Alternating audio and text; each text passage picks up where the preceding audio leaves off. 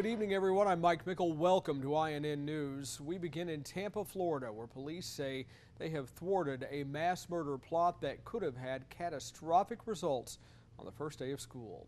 They say an attack was planned at Freedom High School. They received a tip and found it to be credible and went to 17-year-old Jared Kano's house.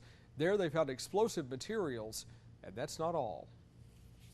They went out to his residence, were able to take him into custody. They received permission to search his room and his apartment, and they indeed found a manifesto written by Jared that outlined minute by minute what his actions were going to be on the first day of school, to include detonating explosive devices through the school. There were 2 individual faculty members that were specific targets, and then he also mentioned his desire to cause more casualties than were suffered at Columbine. Police do believe Kano was acting alone. Today's the first day of school for students in Joplin, Missouri, and things are very different this year. High schoolers are attending class in a vacant mall that was remodeled. The high school was one of many structures destroyed in May when a powerful tornado ripped through the town. And there's plenty of help for those still dealing with the tragedy. And so we have counselors that have been on staff with us that have been trained, and they're ready. We know we need to do this. More than 150 people were killed when the twister hit Joplin on May 22nd.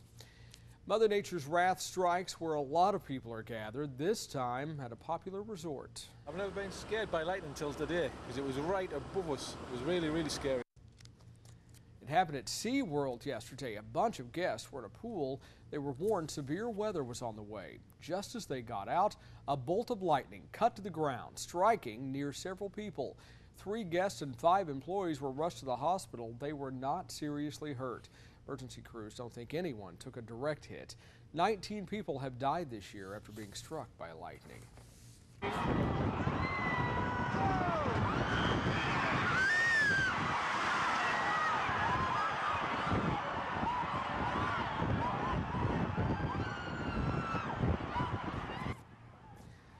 The SeaWorld incident follows another weather-related tragedy. This happened last week at the Indiana State Fair, right before the Sugarland concert. 5 people were killed there when a gust-nado picked up the stage and dropped it on them. Authorities say they were in the process of issuing an evacuation when the collapse happened. Investigators are looking into whether anything else could have been done to save lives.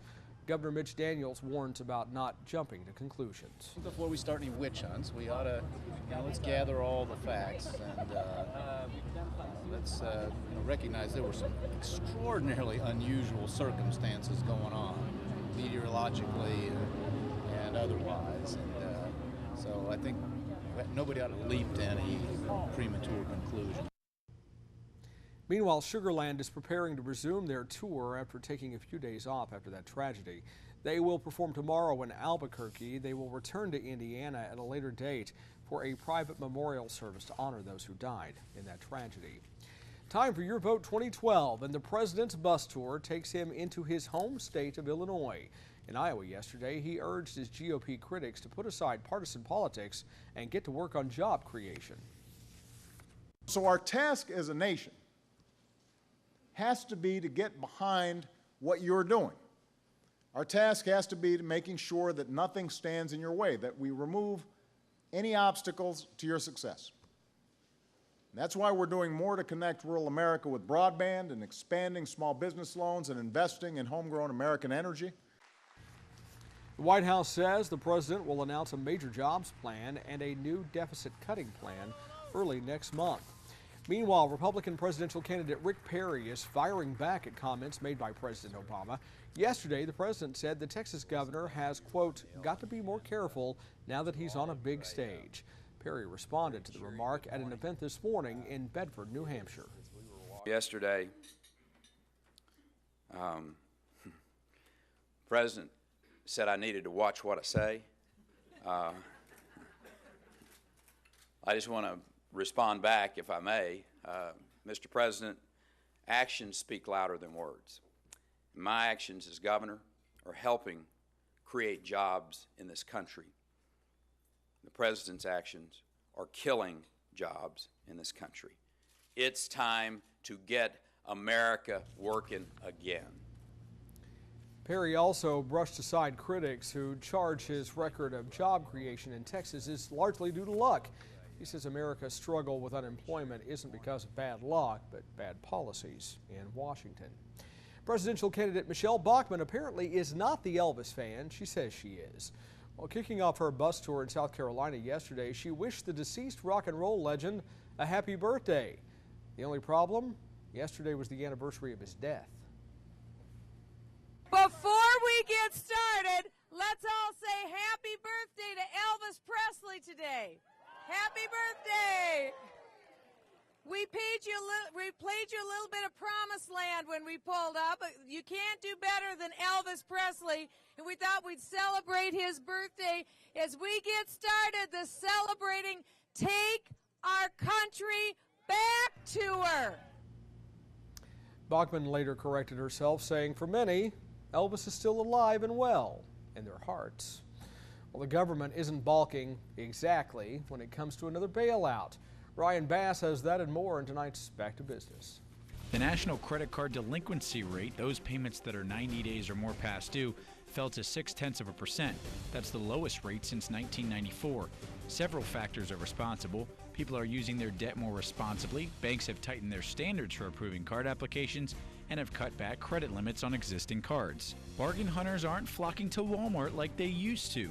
The world's largest retailer reported a 9th straight drop in sales last quarter for its U.S. stores open at least a year, despite the back-to-school shopping season. The company says it saw fewer customers because of the struggling economy. Also, more people are shopping at dollar stores. The United States is stepping in to bail out another American industry, chicken farmers. Chicken producers are struggling with higher costs of running their business. At the same time, people are buying less meat. This has created a glut of chicken products in the market. The Department of Agriculture says it'll purchase $40 million worth of chicken products and donate them to federal food assistance programs. For Back to Business, I'm Ryan Bass. Time for Global News Now. Leaders from Germany and France are working to hash out a plan to solve or at least contain Europe's debt crisis. French President Nicolas Sarkozy and German leader Angela Merkel are meeting in Paris this week. Topping the agenda, talks on improving governance and closer fiscal union for the Eurozone, or the 17 European nations that use the euro.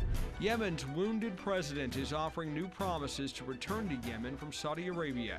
He addressed his supporters on Yemen TV. He's recovering from wounds following an attack on the presidential palace in June. Yemen has seen months of unrest by demonstrators and violence from al-Qaeda-linked militants. The Australian victim of an alleged extortion plot is talking about her ordeal. Investigators believe Paul Peters broke into a family's home and tried to extort money from them by strapping a fake bomb to the neck of 18-year-old Maddie Pulver. Maddie, how are you feeling? Very relieved. Are you sleeping better at night? I suppose. Yeah, it's good. I'm glad it's all over. Investigators are looking at possible links between Peters and the Pulver family. That's your Global News Now. Casey Anthony's parents are ready to break their silence. Which TV talk show gets the interview? We'll find out. Plus the case of the missing remote and the call to police that's making headlines all over the country. And he doesn't have any problem taking his clothes off, but now one clothing maker says it will pay the situation to take theirs off. Find out why next on INN.